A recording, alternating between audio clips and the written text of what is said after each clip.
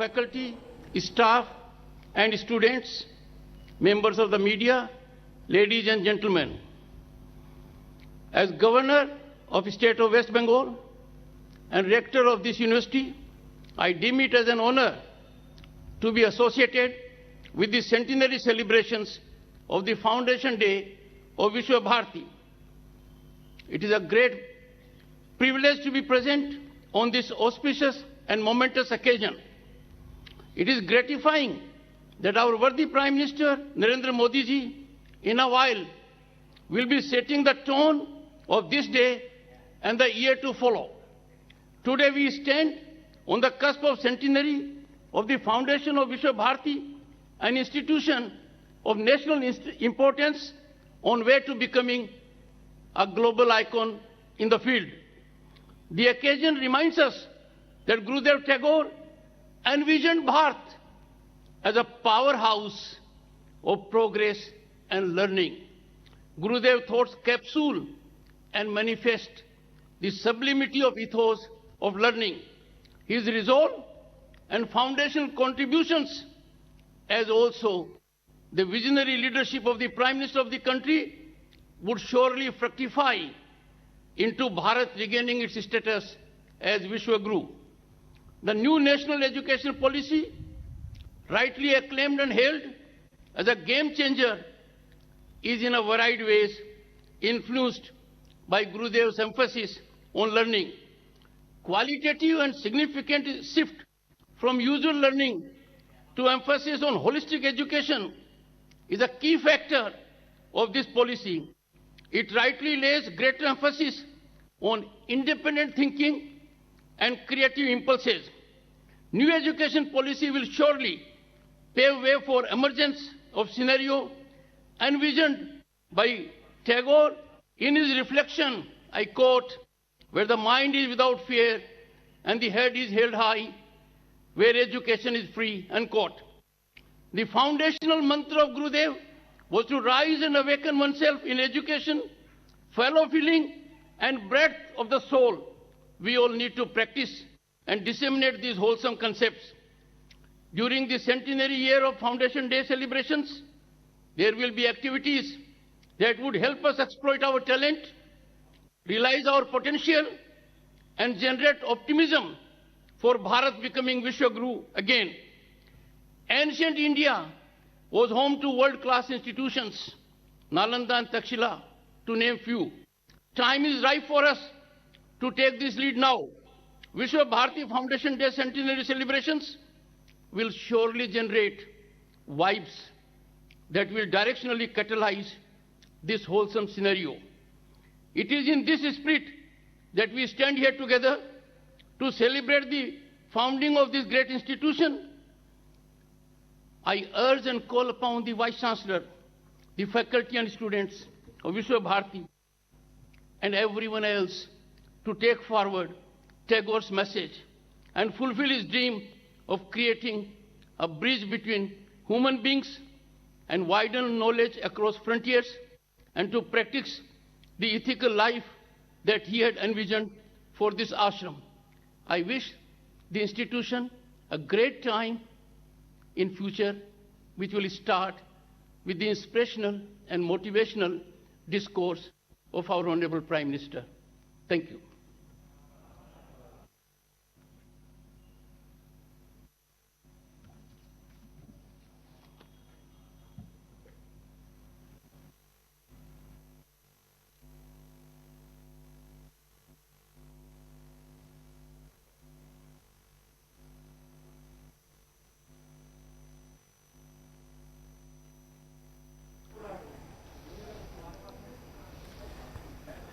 नमस्कार।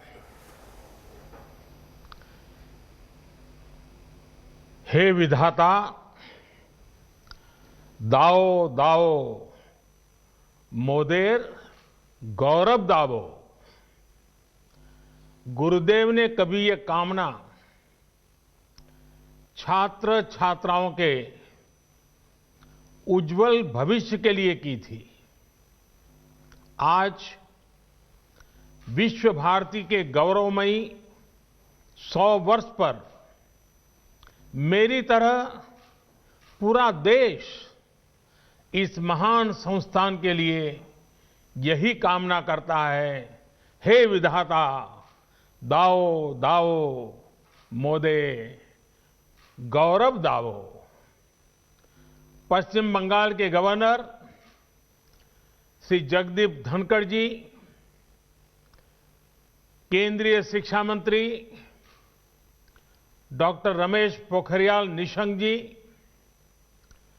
Vice chancellor professor विद्युत चक्रवर्ती जी, professors, registrar, विश्व भारती के सभी शिक्षकगण, छात्र छात्राएं, अलुमनाई, देवी और सज्जनों, विश्व भारती इस विश्वविद्यालय के 100 वर्ष होना प्रत्येक भारतवासी के लिए बहुत ही गर्व की बात है। मेरे लिए भी ये बहुत सुखद है कि आज के दिन इस तपोभूमि का पुण्य स्मरण करने का अवसर मिल रहा है। साथियों, विश्व भारती की 100 वर्ष की यात्रा बहुत विशेष है। विश्व भारती मां भारती के लिए गुरुदेव के चिंतन, दर्शन और परिश्रम का एक साकार अवतार है। भारत के लिए गुरुदेव ने जो स्वप्न देखा था, उस स्वप्न को मूर्त रूप देने के लिए देश को निरंतर ऊर्जा देने वाला ये एक तरह से आराध्य स्थल है। अनेकों विश्व प्रतिष्ठित गीतकार, संगीतकार, कलाकार, साहित्यकार, अर्थशास्त्री, समाजशास्त्री, वैज्ञानिक, अनेकविध प्रतिभाएं देने वाली विश्व भारती नूतन भारत के निर्माण के लिए नित नए प्रयास करती रही है। इस संस्था को इस ऊंचाई पर पहुंचने वाले प्रत्येक व्यक्ति को मैं आदरपूर्वक नमन करता हूं, उनका अभिनंदन करता हूं। मुझे खुशी है कि विश्व भारती, श्रीनिकेतन और शांति निकेतन निरंतर उन लक्ष्यों की प्राप्ति का प्रयास कर रहे हैं जो गुरुदेव ने तय किए थे। विश्व भारती इसके द्वारा अनेकों गांवों में विकास के काम, एक प्रकार से ग्रामोदय का काम तो हमेशा से प्रशंसनीय रहे हैं। आपने 2015 में जिस योग डिपार्टमेंट को शुरू किया था, उसकी भी लोकप्रियता तेजी से बढ़ रही है। प्रकृति के साथ मिलकर अध्ययन और जीवन दोनों का साक्षात उदाहरण आपका विश्वविद्यालय परिसर है। आपको भी ये देखकर खुशी होती होगी कि हमारा देश विश्व भारती से निकले संदेश को पूरे विश्व तक पहुंचा रहा है। भारत आज इंटरनेशनल सोलर अलायंस के माध्यम से पर्यावरण संरक्षण के विषय में विश्व के अंदर एक बहुत बड़ी अहम भूमिका निभा रहा है। भारत आज पूरे विश्व में इकलौता बड़ा देश है जो पेरिस एकॉर्ड के पर्यावरण के लक्ष्यों को प्राप्त करने के लिए सही मार्ग पर तेज गति से आगे बढ़ रहा है। साथियों, आज जब हम विश्व भारती विश्वविद्यालय के 100 वर्ष मना रहे हैं तो उन परिस्थितियों को भी याद करना आवश्यक है जो इसकी स्थापना का आधार बनी थी। ये परिस्थितियां सिर्फ अंग्रेजों की गुलामी से ही उपजी हो ऐसा नहीं था। इसके पीछे सैकड़ों वर्षों का अनुभव था, सैकड़ों वर्षों तक चले आंदोलनों की पृष्ठभूमि थी। आज आप विद्वज्जनों के बीच मैं इसकी एक विशेष चर्चा इसलिए कर रहा हूं कि इन बातों पर बहुत कम बात हुई है, बहुत कम ध्यान दिया गया है। इसकी चर्चा इसलिए भी आवश्यक है क्योंकि ये सीधे सीधे भारत के स्वतंत्रता आंदोलन और विश्व भारती के लक्ष्यों से जुड़ी है। साथियों, जब हम स्वतंत्रता संग्राम की बात करते हैं तो हमारे मन में सीधे 19वीं और 20वीं सदी का विचार आता है। लेकिन यह भी एक तथ्य है कि इन आंदोलनों की नींव बहुत पहले रखी गई थी। भारत की आजादी के आंदोलन को सदियों पहले से चले आ रहे अनेक आंदोलनों से ऊर्जा मिली थी। भारत की आध्यात्मिक और सांस्कृतिक एकता को भक्ति आंदोलन ने मजबूत करने का काम किया था। भक्ति युग में हिंदुस्तान के हर क्षेत्र, हर इलाके, पूरब, पश्चिम, उत्तर, दक्षिण, हर दिशा में हमारे संतों ने, महंतों ने, आचार्यों ने देश की चेतना को जागरूक रखने का अविरत, अविराम प्रयास किया। अगर दक्षिण की बात करें तो मध्वाचार्य, निम्बकाचार्य, वल्लभाचार्य, रामानुजाचार्य हुए। अगर पश्चिम की तरफ नजर करें तो मीराबाई, एकनाथ, तुकाराम, रामदास, नरसिंह मेहता। अगर उत्तर की तरफ नजर करें तो संत रामानंद, कबीरदास, गोस्वामी तुलसीदास, सूरदास, गुरु नानक देव, संत रैदास, अनगिनत महापुरुष। पूर्व की तरफ देखें, इतने सारे नाम हैं।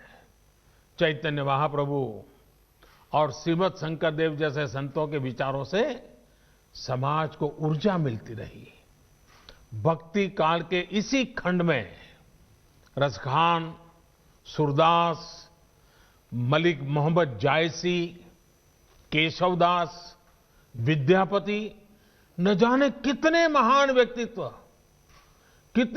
व्यक्तित्व हुए जिन्होंने अपनी रचनाओं को और रचनाओं से समाज को सुधारने का भी, आगे बढ़ने का भी और प्रगति का मार्ग दिखाया। भक्ति काल में इन पुण्य आत्माओं ने जन जन के भीतर एकता के साथ खड़े होने का जज्बा पैदा किया। इसके कारण ये आंदोलन हर क्षेत्रीय सीमा से बाहर निकलकर भारत के कोने कोने में पहुंचा। हर पंथ, हर वर्ग, हर जाति के लोग भक्ति के अधिष्ठान पर स्वाभिमान और सांस्कृतिक धरोहर के लिए खड़े हो गए। भक्ति आंदोलन का वो डोर और भक्ति आंदोलन वो डोर थी जिसने सदियों से संघर्षरत भारत को सामूहिक चेतना और आत्मविश्वास से भर दिया। साथियों, भक्ति का ये विषय तब तक आगे नहीं बढ़ सकता जब तक महान काली भक्त श्री रामकृष्ण परमहंस जी की चर्चा न हो। वो महान संत जिनके कारण भारत को स्वामी विवेकानंद मिले। स्वामी विवेकानंद भक्ति, ज्ञान और कर्म तीनों को अपने में समाये हुए थे। उन्होंने भक्ति का दायरा बढ़ाते हुए हर व्यक्ति में दिव्यता को देखना शुरू किया। उन्होंने व्यक्ति और संस्थान के निर्माण पर बल देते हुए कर्म को भी अभिव्यक्ति दी, प्रेरणा दी। साथियों, भक्ति आंदोलन के सैकड़ों वर्षों के कालखंड के साथ साथ देश में कर्म आंदोलन भी चला। सदियों से भारत के लोग गुलामी और साम्राज्यवाद से लड़ रहे थे। चाहे वो छत्रपति शिवाजी महाराज हो, महाराणा प्रताप हो, झांसी की रानी लक्ष्मीबाई हो, कित्तूर की रानी चेन्नम्मा हो, या फिर भगवान बिरसा मुंडा का सशस्त्र संग्राम हो। अन्याय और शोषण के विरुद्ध सामान्य नागरिकों के तप, त्याग और तर्पण की कर्म कठोर साधना अपने चरम पर थी। ये भविष्य में हमारे स्वतंत्रता संग्राम की बहुत बड़ी प्रेरणा बनी। साथियों, जब भक्ति और कर्म की धाराएं पूर्वहार थी, तो उसके साथ साथ ज्ञान की सरिता का ये नूतन त्रिवेणी संगम आजादी के आंदोलन की चेतना बन गया था। आजादी की ललक में भाव भक्ति की प्रेरणा भरपूर थी। समय की मांग थी कि ज्ञान के अधिष्ठान पर आजादी की जंग जीतने के लिए वैचारिक आंदोलन भी खड़ा किया जाए और साथ ही उज्जवल भावी भारत के निर्माण के लिए नई पीढ़ी को तैयार भी किया जाए। और हम में बहुत बड़ी और इसमें बहुत बड़ी भूमिका निभाई उस समय स्थापित हुई कई प्रतिष्ठित शिक्षण संस्थानों ने, विश्वविद्यालयों ने। विश्व भारती यूनिवर्सिटी हो, बनारस हिंदू विश्वविद्यालय हो, अलीगढ़ मुस्लिम यूनिवर्सिटी हो, नेशनल कॉलेज हो जो आजकल लाहौर में है, मैसूर यूनिवर्सिटी हो, त्रिची नेशनल कॉलेज हो, महात्मा गांधी काशी विद्यापीठ हो, गुजरात विद्यापीठ हो, विलिंगडन कॉलेज हो, जामिया मिलिया इस्माइलिया हो, लखनऊ यूनिवर्सिटी हो, पटना यूनिवर्सिटी हो, दिल्ली विश्वविद्यालय हो, आंध्र यूनिवर्सिटी हो, अन्ना मलाई यूनिवर्सिटी हो, ऐसे अनेक संस्थान उसी एक कालखंड में देश में स्थापित हुए। इन यूनिवर्सिटीज में भारत की एक बिल्कुल नई विद्वत्ता का विकास हुआ। इन शिक्षण संस्थाओं ने भारत की आजादी के लिए चल रहे वैचारिक आंदोलन को नई ऊर्जा दी, नई दिशा दी, नई ऊंचाई दी। भक्ति आंदोलन से हम एकजुट हुए, ज्ञान आंदोलन ने बौद्धिक मजबूती दी और कर्म आंदोलन ने हमें अपने हक के लिए लड़ाई का हौसला और साहस दिया। सैकड़ों वर्षों के कालखंड में चले ये आंदोलन त्याग, तपस्या और तर्पण की अनूठी मिसाल बन गए थे। इन आंदोलनों से प्रभावित होकर हजारों लोग आजादी की लड़ाई के बलिदान देने के लिए, उस आजादी में बलिदान देने के लिए एक के बाद एक आगे आते रहे।